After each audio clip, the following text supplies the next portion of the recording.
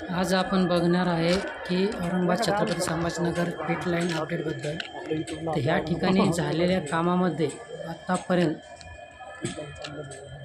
एक साईड पूर्ण end to end wall slab पडदे RCC कंप्लीट झालेली आहे आणि एक साईडचं काम चालू आहे.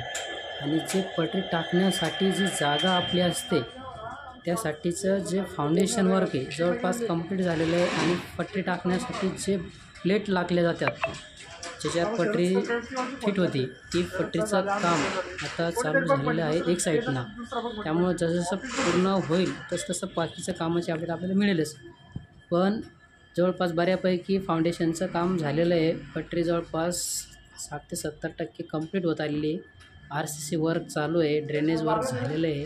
अशा प्रकारे आपण बघितलं तर बऱ्यापैकी काम कंप्लीट होत आलेलं आहे.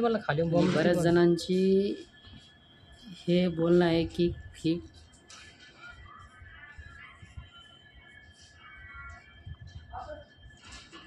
हे काम बऱ्यापैकी कंप्लीट झालेलं आहे आणि पीट लाईन जवळपास अजून बऱ्यापैकी काम बाकी आहे. पटरी टाकणे, वायरिंगचं मेंटेनन्स वगैरे, पाणी, वॉटर लाईन वगैरे. तर थोडा वेळ लागू शकतो अजून पटरीला.